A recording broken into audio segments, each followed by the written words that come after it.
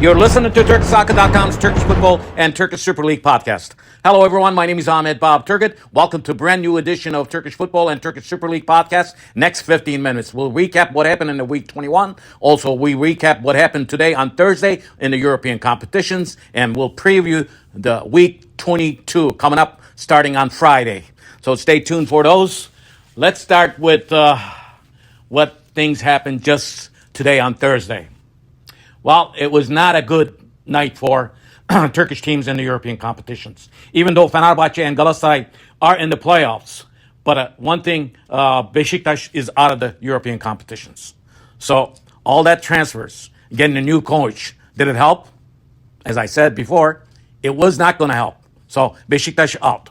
So now all these teams that play in the European competitions, Galatasaray and Fenerbahçe, still trying to get players. I will mention their names.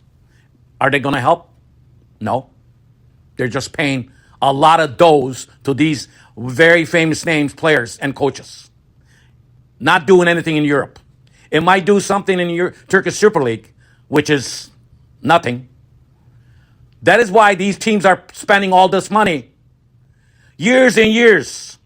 And what we got? Nothing since 2002. Forget about spending a lot of money for high price tag players and bringing into Turkey and coaches. You have to go back to your farm team and get your youngsters into the field, into the pitch.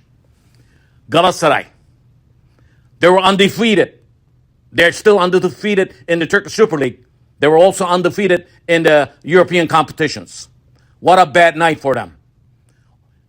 Last week, playing at home against Dynamo Kiev, they should have won that match. They tied. They lost 2 golden points. I told you in my last podcast. That 2 points was going to come and bite them. What happened? Yes, instead of going to top 8 teams, not playing playoff matches, now they are in the playoffs. They have to play playoff matches. They could have been in the top 8. They did not. As far as Fenerbahçe, they made the playoffs with 1 goal difference tonight. And they have a very famous coach, the special one, who is not on the sideline. This man is getting over 10 million euro a year. Talk about the players getting a lot of money. This is for all these big teams from Istanbul. They're going to be bankrupt pretty soon. I've been saying that.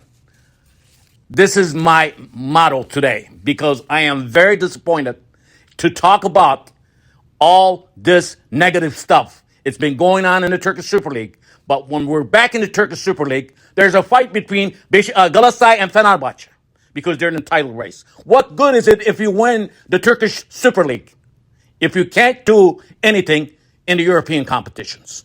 First of all, the team that eliminated the Galatasaray from a Champions League match had 0 point in the Champions League.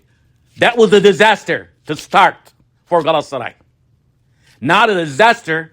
Right now, instead of being in the top 8 in the Euro League, they are in the playoffs. If they would have won that match at home last week against Dynamo Kiev, that 2 golden points would have made big, huge difference. And playing against Ajax, the team from Netherlands, who's coached by the young coach that used to coach Alanyaspor, showed how the systematic of football is played. Galatasaray was worse tonight on the pitch, just like Besiktas. But Galatasaray, being the number 1 team from last season, the champions, had no reason to play like this. So this will go on Okan Buruk's watch. Again, I gave my almost 6 minutes about this Europa competition. So Fenerbahçe and Galatasaray will be in the playoffs match. Besiktas is gone. Besiktas fans are very worried, and they're really mad. Well, you cannot change 3-4 coaches in one season. You cannot give a lot of money. When I said Immobile, the guy who's really retirement age, cannot pay him that much money. Look what happened. The first couple games, he scored goal. That's it. Now the new coach came in. One match, it was good. Just like when Gio came in, they beat Galatasaray with a huge score. And Ole came in, they beat Atletico Bilbao with a huge score. And after 2 games, look at Besiktas. So Turkish teams are not doing their job in the European competitions. That's it. Well, I'm going to try to recap for you what happened in week 21. There were 42 goals scored in week 21. And week 21 started on Friday. And Samsunspor beat Gaziantep 2-1. And Saturday there were 3 matches. Sivasspor at home beat Kayseri 5-2. Alanyaspor Başakşehir match, another very goal-scoring match, 5-4. Alanya beat Başakşehir. Galatasaray at home beat Konyaspor 1-0, barely. That's why I've been saying this ever since the second half of the season start in the Turkish Super League. Galatasaray is not the Galatasaray we knew in the beginning of the season. Sunday, there were 4 matches. Rizespor was at home against Adana Demirspor, and Rizespor won this match 3-2. Bodrumspor at home against Eyüpspor lost. Eyüpspor won this match, and Antalyaspor at home tied with Besiktas 1-1. Fenerbahçe Göztepe match was very good match, and Fenerbahçe beat Göztepe 3-2. But I've been telling you, Göztepe is the team that plays very good match. In this match against Fenerbahçe, they made huge mistakes on defense. That was the reason why they lost this match. On Monday, Kasımpaşa, Hatayspor, and Kasımpaşa beat Hatayspor with a lot of goals. Again, that's why there was 42 goals scored in this match. The referee was unbelievable. The match ended 5-4. Hatayspor is in relegation zone, and Kasımpaşa had 22. So Trabzonspor had a bye.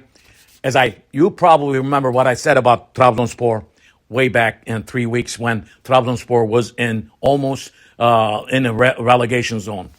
If Trabzonspor did not win their last 2 matches playing at home, first against Alanyaspor and then, against Antalyaspor, then Sivasspor, without those 6 points, Trabzonspor would have been right on top of the relegation zone. That's why I said those 2 matches were very important for Trabzonspor.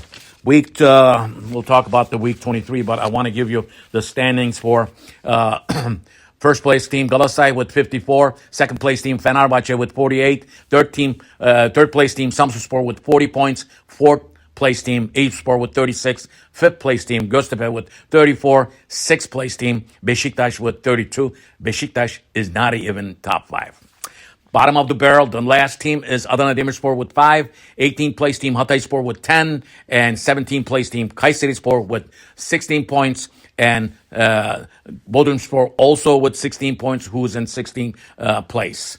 15th place team Konyaspor with 21 points. So between 21 and 25, there are 3 teams, along with Trabzonspor, who has 25 points. That means the teams who has 22, 23 are very close, and 21 close to relegation zone and close to Trabzonspor. And it's going to be a tough weekend for them this coming up weekend in the week 22. As far as the transfer news, I told you, all these big teams are going for big names, retreads.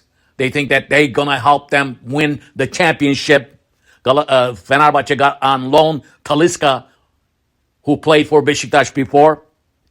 Kasımpaşa coach sacked. Another news, Hakan Keleş is gone. And Adana Demirspor coach Mustafa Dalcı sacked. Trabzonspor player Trezeguet left Trabzonspor. And Adana Demirspor hired Mustafa Alper Avcı from Manchester City farm team. He is a coach of the junior team of Manchester City Football Club. And Galatasaray is in almost, might happen on Friday, will transfer Alvaro Morata. Yeah. We know him, big name. I have nothing against his playing style, his player. Yeah, he's a famous player. But right now, at this stage, what good is it to transfer Morata to Galatasaray? I'm asking to Galatasaray fans. I'm asking same thing to Fenerbahçe fans. Why do you need Talisca now? Or Besiktas fans who wants transfer? Besiktas is out of the competition. Why you want a new players to your team? That is the $1,000,000 question. So it was a disaster, bad night for Turkish teams. I am very upset in the European competitions. It could have been much better. If Besiktas had to win this match, they could have gone into playoffs. They did not. Fenerbahçe made the playoffs by 1 goal, lucky. And Galatasaray should have been in the top 8 with undefeated record, giving up 2 points at home last weekend, and then losing to Ajax. Turkish Super League number 1 team is losing to Netherlands, Holland's number 2 team. The play system won this match. Galatasaray and Okan Buruk had not have any playing system. No format at all. Well, week 22 will start on Friday. There will be 2 matches. Eyüpspor will host Sivasspor. Konyaspor will be at home against Bodrumspor. Saturday, Hatayspor hosts Antalyaspor. Kayserispor will be at home against Trabzonspor. Should be good match. Look for Kayseri to win that match. Başakşehir, Samsunspor match should be fun. On Sunday, Adana Demirspor will host Kasımpaşa. Göztepe will be at home against Alanyaspor. Fenerbahçe will be at home against Rize. And Monday, Gaziantep will host the first place team, Galatasaray. Besiktas will have a bye. Well, after week 21, having a disaster night on Thursday night in the European competitions for Turkish teams, and I'm very upset. We will see you after week 22. There's Turkish Cup matches coming up also in the first week of February. It will be a very busy February. We'll talk to you after the Turkish Cup match is played. My name is Ahmet Turgut. Listen to my podcast wherever you listen to your podcasts. See you next time. Bye-bye. Sure.